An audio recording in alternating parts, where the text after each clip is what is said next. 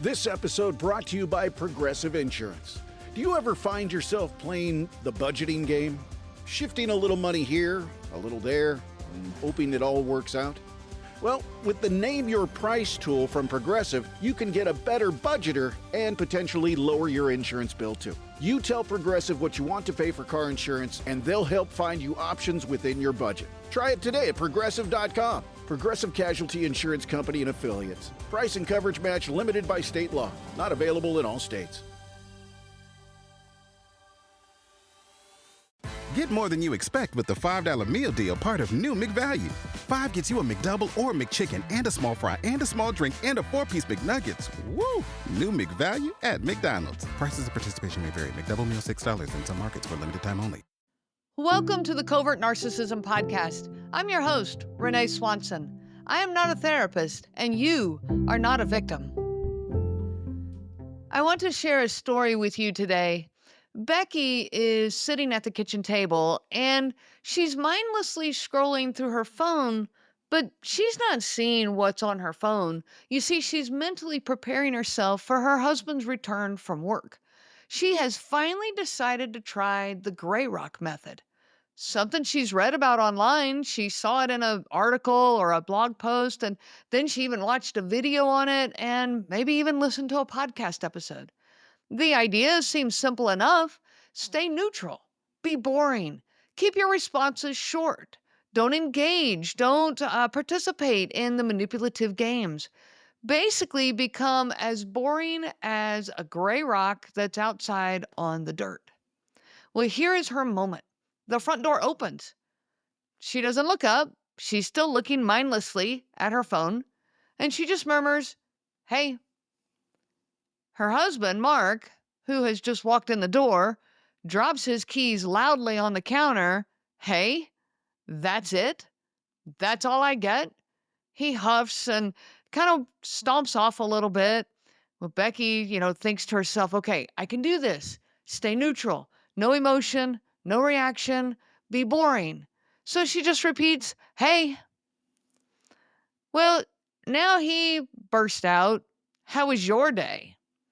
But she knows from experience that this is not just polite conversation. This is not him caring about her day.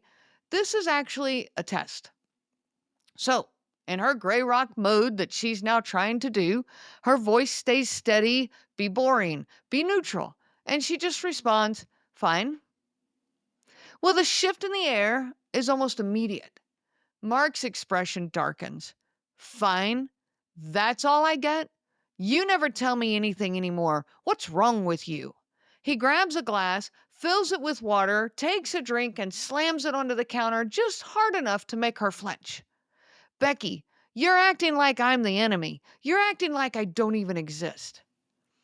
Well, now Becky can feel her heart rate spike, but she refuses to take the bait. Stay neutral, she reminds herself. Don't engage. She turns back to her phone, still mindlessly scrolling, and she just says, "Okay."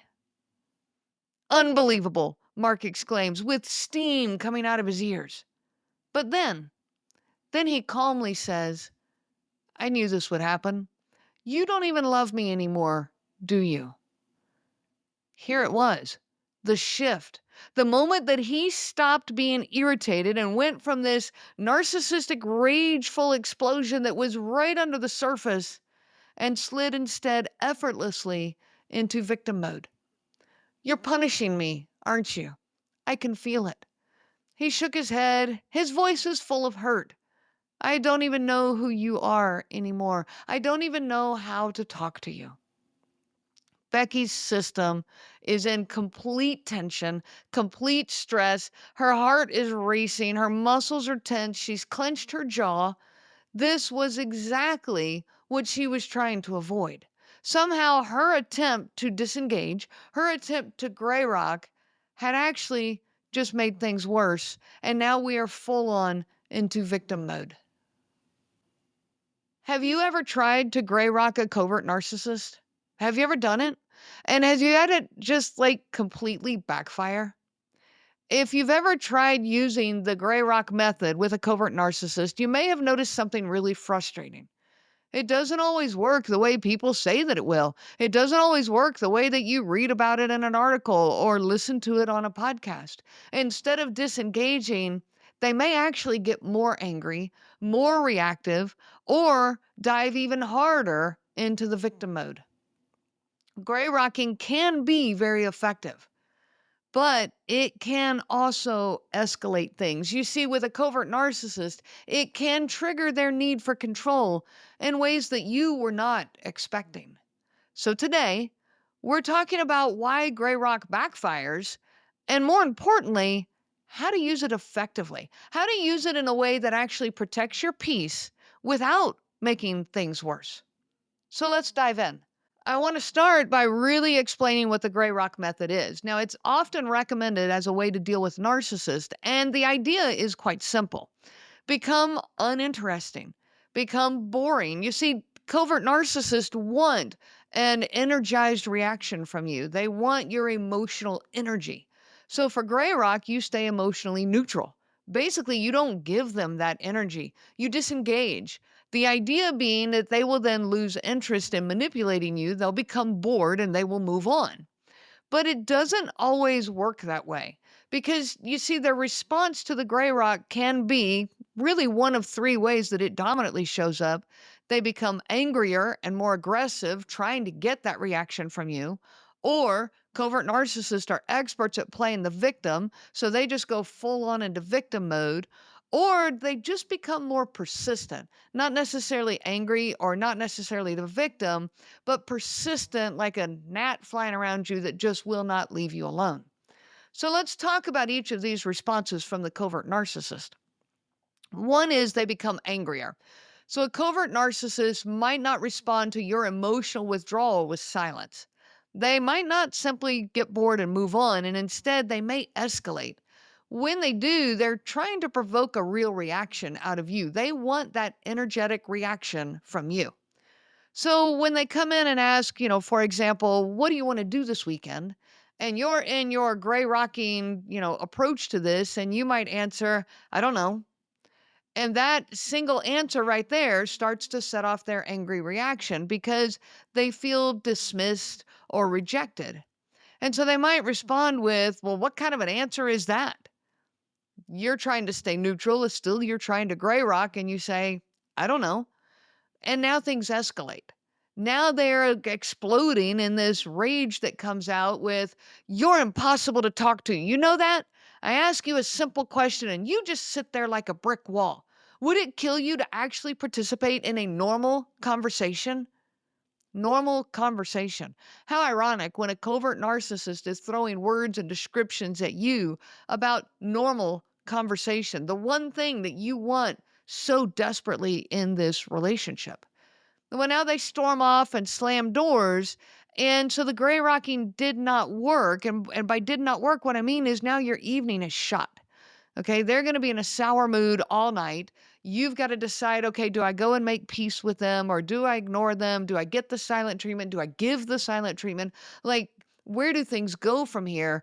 But it's completely destroyed the mood in the home. It makes for a horrible evening. It can like destroy a weekend.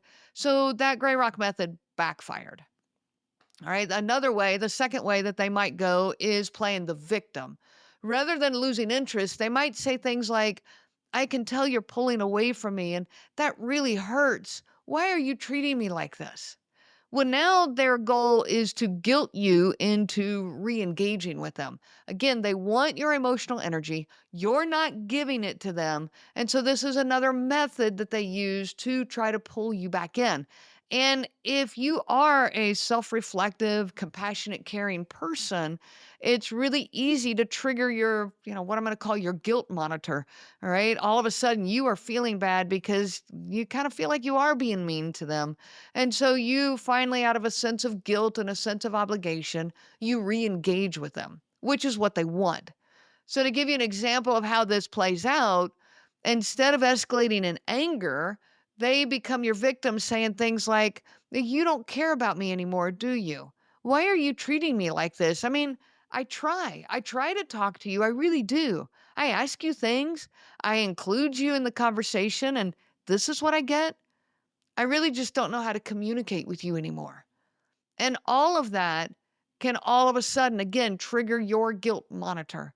Now you are the one back in the loop with them. They might even go so far as to say, I'm so sorry that I'm not good enough for you. I really wish that I could do better. Now that really pulls on those guilt strings inside of us. It pulls on your heartstrings. And before you know it, you're right back in with them. You're back to making them feel better, back to caring for their emotional needs while at the same time sacrificing your own. The third way that gray rocking backfires is when they just get persistent. Now they're just trying to break down your boundaries. They're trying to break through that wall that you are putting up to protect yourself, your defenses, and they're trying to break through. So instead of, leaving you alone or getting bored or even getting reactive or victim mode, now they just keep asking questions. They keep probing. They keep, following you around the house, asking more. They might even accuse you of being manipulative. Again, not angry or victim, just they might just keep this neutral, but they just keep pushing and probing. This is when they lean in and they push a little harder with persistence rather than with anger or pity. So an example of this is, if we go back to the what do you want to do this weekend, and you and your gray rock method are saying, I don't know. Well, now they're going to follow you with, I'm just asking a simple question. What do you want to do this weekend? Then again, I don't know, they're going to start down that path of, do you want to go shopping? Do you want to watch a movie? How about if we stay in and cook dinner? What do you want to do? Are you listening to me? Why don't you just answer me? I'm just going to keep asking until you actually answer me. And this can go on and on and on. And they can follow you from room to room in the house. And finally, you just reach a point that answering them or engaging back in with them is easier than putting up with this. It certainly doesn't get you out of the conversation that you were trying to avoid in the first place. So you finally just answer them, which of course can lead then to the loops and back into the anger and the victim mode and the circular conversations. So if traditional gray rocking can backfire, what do we do about this? How do we use gray rock in a way that actually works? Well, the phrase I want you to hang on to today is disguised disengagement. So, disengagement is what we're after. We want to disengage from them emotionally, mentally, verbally, psychologically. We want to disengage, but we need to disguise it. You see, if we disengage and they know we're disengaging, that's when they're going to start pushing and prodding or exploding or guilting you and all the things that they do. So we have to disguise the gray rock, basically. We're going to take the gray rock and we're going to paint it and make it a little more attractive. Not a lot, it's still a gray rock, but we're going to make it more attractive. This is minimizing your emotional investment without making it obvious that you're pulling away. Okay, let me give you some strategies on how to do this. Number one is use neutral yet complete sentences. So instead of those abrupt answers like fine, okay, I don't know, any of those answers, when you hear them, you hear somebody just say fine, it says shut up, I don't really want to talk about it. Like that is an abrupt answer that feels dismissive, it feels rejecting. So instead, we're going to use complete sentences and we're going to add neutral phrasing that prevents them from feeling directly ignored. It prevents them from feeling, directly attacked or dismissed in any way. So instead of saying fine, like if they've come in and asked, how was your day? And you're answering fine because you're in your gray rock method, but they now feel rejected and that the conversation's been shut off. So instead answer, it was a fine day.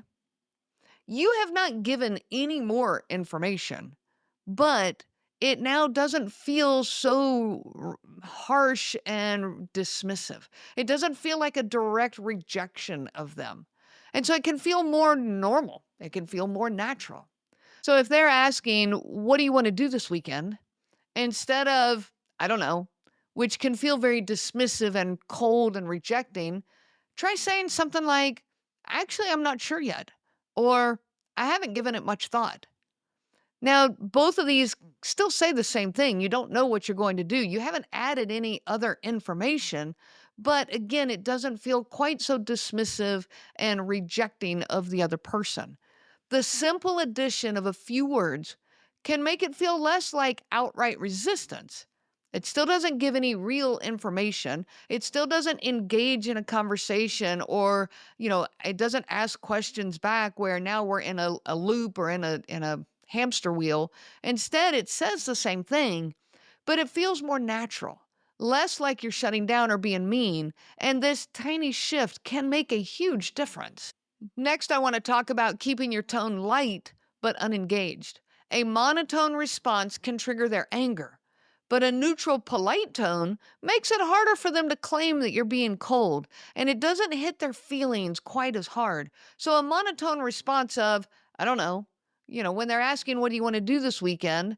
That can trigger that anger and the victim mode or the probing, all of that. But instead of, I don't know, how about saying, I don't know? That little change in tone, keeping it light, keeping it more on the positive note, can change the way it's received by the other person. Again, they can't claim that you're being cold with that response. You said the exact same words, but it's very different. So if, they start throwing out ideas, do you want to go to a movie? Do you want to, stay home and eat dinner? Instead of, I don't care. That monotone negative response again is going to trigger their reactions from them. Instead, how about saying, I don't care? Again, that difference of tone makes a huge difference. Another way to approach this is to use vague positivity. Covert narcissists love drama. They want the negative feedback. They want the negative reactions because they can hook onto that. This now gives them a reason to be angry. You are the reason they are angry, or you are the reason that they are a victim. They love that drama. So instead of responding with negativity that they're going to feed off of, use lightly positive but still content-free statements. So let's go back to, how was your day? And instead of fine or even horrible or it was terrible, anything like that is going to trigger a reaction from them. Oh, why was your day so bad? Let me come in and be the savior and help you. Instead, we're going to use a vague amount of positivity with content-free statements. So you're going to answer, it was an uneventful day, or everything is moving along as usual. Same old, same old. Any of these kind of responses keep the conversation a little bit more positive, and it kind of takes away the hooks that they grab onto that will feed their need for drama. The last step I want to give you here is to redirect the conversation. When they probe, don't engage, you're going to answer and pivot. So answer, we're going to do it in the ways we've already talked about. We're going to use complete sentences. We're going to keep our tone light, and we're going to use some vague positivity. All right. All of that you can do in like 4 or 5 words. But then we're going to pivot. So we're going to answer with all of these tools, and we're going to pivot. So if they're asking, what do you want to do this weekend? And you're now, instead of saying fine or I don't care and shutting down, you're going to answer in these ways that we've talked about with, I haven't given it much thought, but then immediately pivot. What would you like to do? That pivot right there can save you a whole lot of headache when dealing with a covert narcissist. Covert narcissists love to hear themselves talk. Let them. Let them talk. You're not going to get out of the conversations with them completely if you're in the relationship with them. The goal of gray rocking is not to have complete silence with them because that's not going to work. They're not going to let that happen. So change your goal instead to be, I want peaceful interactions. I'm not going to make myself vulnerable by overindulging or overgiving information to them. Nope, I'm going to put up my boundaries so that I'm not vulnerable, but let them do all the talking. So if they ask, how was your day? Instead of fine, your response, again, going back to our responses we're working on is, it was a fine day. And then pivot immediately. How was yours? And that's it. And let them talk. Let them go off. But again, don't engage with them as they're talking. To wrap this up, gray rocking is not about going completely silent. It's about becoming engaged just enough that they don't feel the need to provoke you further. Listen to what I'm saying here. Gray rocking is not about going completely silent. This is where I think so many of us do it wrong. It's about becoming engaged just enough, just barely, that they don't feel the need to now provoke you, to probe you, to, treat you with anger to get a reaction, to go into victim mode. It's taking away that response. This protects your emotional energy without divulging information that could be used against you. So without letting yourself be vulnerable, without becoming vulnerable to them. So you're not saying things that are going to prolong the conversation. You pivot, yes, but that pivot then does not prolong the conversation because now they're on a monologue and you let them tell what they want to do. And it also allows you to walk away without feeling mean. I don't want to, at the end of the day, sacrifice my character. So I don't want to do things that are going to cause me to be doubting myself, going, okay, am I being the mean one here? Am I, not being reasonable? I don't want those doubts in my head. So I'm going to do this in a way that I can walk away with my head up, knowing that I'm treating this person with compassion and reasonable conversation and without feeling mean. So the next time you feel the urge to say, fine, or whatever, I do understand that urge. I get it because we want to shut them down. Try expanding your response just a little. So the subtle difference between fine and it was a fine day could be exactly what keeps them from launching into an emotional tirade and again allows you to not feel quite so abrupt and dismissive of them. Now, I want to give you an action step before I close off of here. I want you to be proactive and work on this before your next potential eruption. Think about the common questions or comments from your covert narcissist. And what are the things that typically hook you in? The things that activate your guilt monitor? The things that dive you guys into circular conversation? Think about them ahead of time. We're being proactive here. And what small adjustments can you make to your responses in order to keep them neutral but effective? Make a list. Have a plan in place before these moments are needed. Try them out this week and then see what happens and learn from it. If one of them didn't work, we're going to cross that off and we're going to go a different route. Gray rocking takes time to figure out how to use it best in each of our situations. And this is kind of like gray rocking with a little hint of empathy. Like I said, it's taking the gray rock and I'm going to color it a little bit, make it a little bit more colorful, but it's still a gray rock. For more strategies on dealing with the effects of covert narcissism, join my coaching program. I offer both individual and small group sessions, and we dive into very specific strategies on how to handle this covert narcissistic relationship you find yourself in, to be able to decide where to go, but to work on your own healing first so that you can make decisions that really line up with your heart. You can find all of my resources on my website at covertnarcissism.com. I do have ongoing group sessions. I actually have a brand new time slot opening up right now. Go look at it and come on in and join us. I wish you so much peace on your journey of healing. You have been listening to the Covert Narcissism Podcast, where we break apart the insidious nature of these incredibly destructive and frustrating to the ends of the earth individuals. If you are struggling with the isolation, overwhelming self-doubt, and obsessive ruminating, you are not alone. I offer live, personalized coaching that is specific for you. This coaching can be individual or group sessions, or a combination of the two. You can find all the information at covertnarcissism.com. Reach out anytime. My email address is Renee, R-E-N-E-E, at covertnarcissism.com. And remember, I am not a therapist and you are not a victim, but I am a coach and you are a survivor. The information provided by Renee Swanson, Covert Narcissism Podcast, and CNG Life Coaching is for educational purposes only and is not to be used for diagnosis purposes. It is not intended to be a substitute for clinical care. Please consult a health care provider for guidance specific to your case. This material discusses narcissism in general. Renee shares stories from her personal experience as well as from those she has talked with for several years.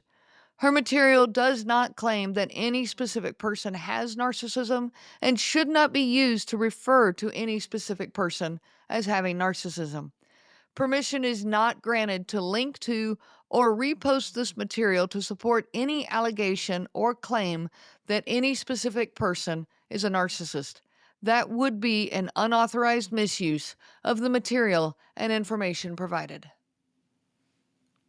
Optimize your nutrition with Factor, America's #1 ready-to-eat meal service. Factor's fresh, never frozen meals are dietitian approved and ready to eat in just 2 minutes. Choose from 40 weekly options across 8 dietary preferences like Calorie Smart and Protein Plus. Factor's keto meals can help you lose up to 8 pounds in 8 weeks. Get started at factormeals.com/factor50off to get 50% off, plus free shipping on your first box. Weight loss with Factor Keto based on a randomized controlled clinical trial. Results will vary depending on diet and exercise.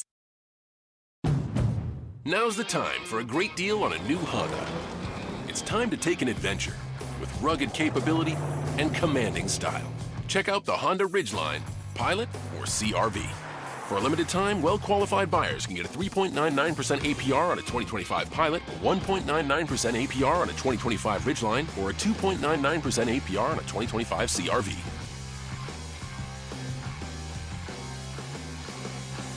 See dealer for financing details.